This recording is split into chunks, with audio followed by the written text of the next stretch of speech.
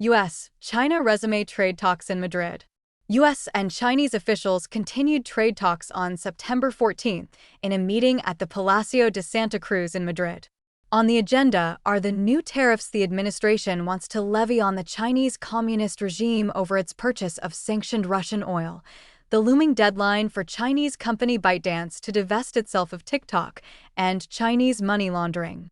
On the U.S. side, Treasury Secretary Scott Bessent and Trade Representative Jamieson Greer are returning for talks.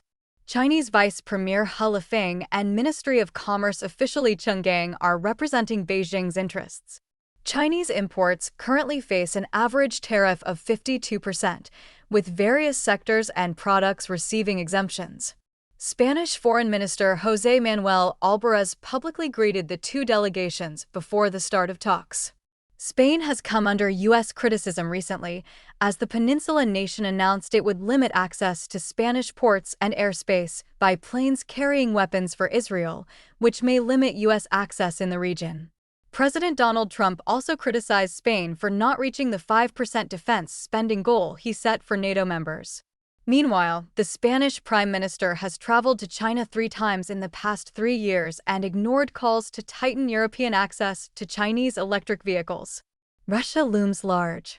Russia's war efforts will play a major role in the discussion, as Beijing has ignored calls from the United States to stop buying Russian oil, selling weapons to Russia, and otherwise assisting Russia in avoiding international sanctions by purchasing supplies for reshipment to Russia or purchasing Russian goods to resell on the international market.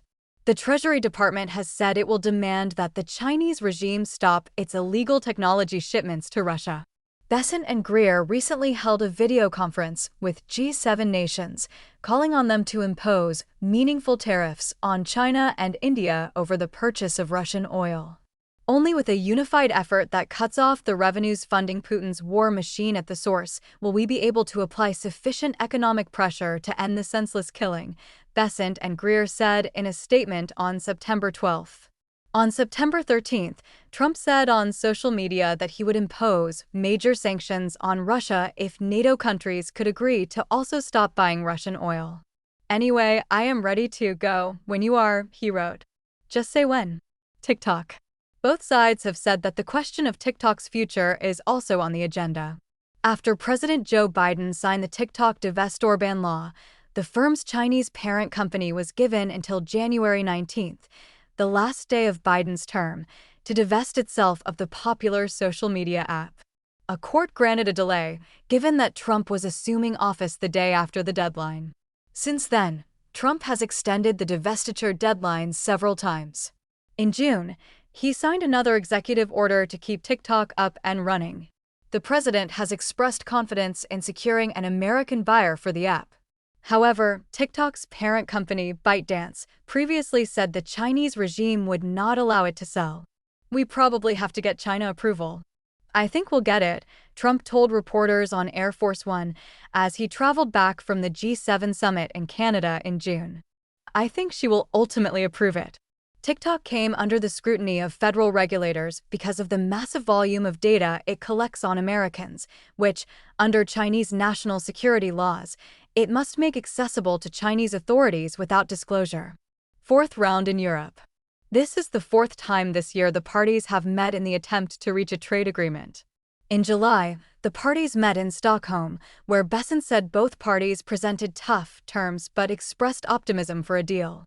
An extension for the upcoming August 12 deadline was not agreed on during the meeting, but Trump later announced another 90-day extension just before the deadline. In June, the parties met for 2 days in London, with the discussion focusing on the critical mineral shipments China had slow-walked.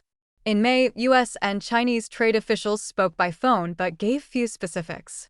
On May 12, the parties met for the first time since the April tariff war in Geneva. The parties announced a 90-day truce, but Trump later said that China had totally reneged on the deal by refusing to export critical minerals, which had resulted in a halt of some auto production lines. China export controls. Beijing has accused the United States of abuse of export controls, saying it will raise the issue during the Madrid talks. China has imposed several of its own export controls since the Trump administration announced its tariffs.